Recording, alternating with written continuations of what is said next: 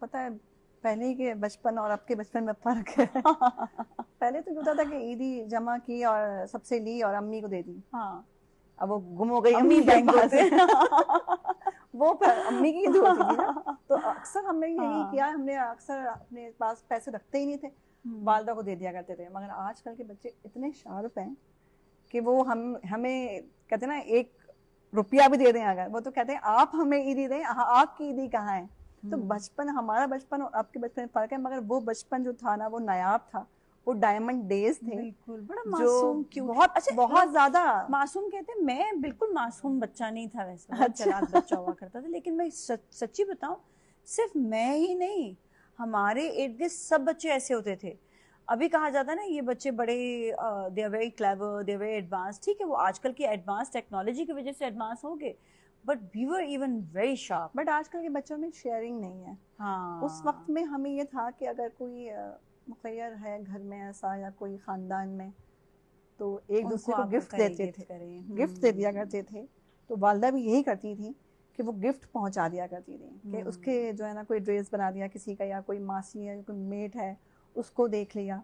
और आपने कहा कि अपने मुल्क को ईदी कैसे दें, तो यही तरीका है। खैर सदका तो अल्लाह पाक ने कहा है ना, सदका आफतों को टालता है। सदका तो आप रोज़ देते हैं, हाँ। और हर मुसलमान सदका देता है, मगर एक ख़ास दिन होता है खुशियों का, तो उसमें मैं कहती हूँ एक शख्स को शामिल कर लें, वो इस तरह का, वो जो नीडी हो, तो आपकी खुशी आपको अंदर से सुकून देती है। दिली सुकून जो है ना, वो कितना पैसा हो, मैं कहती हूँ कितनी शोहरत हो, कुछ भी हो, जब तक आपको रूहानी सुकून हासिल नहीं होगा किसी की मदद करके, उस वक्त तक आप वो नींद सुकून बहुत में अच्छी नहीं आती है भाई। मैं यस, कहती हूँ, जो लोग ट्रैंक्विलाइजर्स वगैरह खाते हैं या नींद या डिप्रेशन की गोलियां खाते हैं, आप लोगों की मदद करना शुरू आप करें, किसी की जो भी हेल्प जिस कर भी रहे हैं। डेजिग्नेशन में है।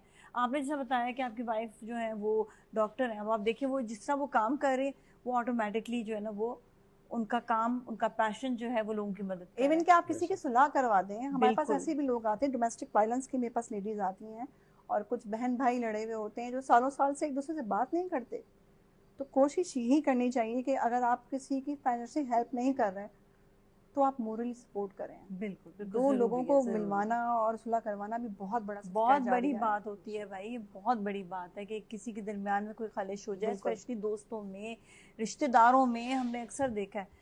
तो एक दूसरे से मैं कहती हूँ मिलवा लें और सारी नाराजगियों को खत्म बिल्कुल। करें। ये जिंदगी बहुत छोटी होती है, इसमें थोड़ा सा एक दूसरे का ख्याल जरूर रखें। अच्छा, साकिब साहब ये बताएं कि बचपन का वाकया आपको याद हो ईद के हवाले से? छोटे होते थे तो क्या शरारती बच्चे थे या बहुत? एक्चुअली मेरे ख्याल है वो दौर, जैसे अभी मिर्ज़ा साहब ने फरमाया या मैडम ने फरमाया, वो शायद बहुत कंटेंट, बड़ा मासूमाना किस्म का दौर था। इतना एक्सपोजर नहीं था, तो शायद ज़रूरियात भी लिमिटेड थी। तो ये उसके चीज हिसाब होती है। से वो ईदी अगर मिलती भी थी, तो आपने बिल्कुल सही फरमाया कि शायद उसकी वो यूटिलिटी भी समझ नहीं आती थी। वो चंद चीज़ें थी, एक्सपोजर के हिसाब से शायद खिलौनों तक। खिलौने तक वो ईदी उसके लिए बहुत ज़्यादा लगती थी। और अमूमन यही होता था कि वो वालदा की तरफ ही डाइवर्ट होती थी, और फिर वो कहाँ खो जाती थी पता सबकी नहीं होता वालदा था। जो बैंक बैंक बने। जी।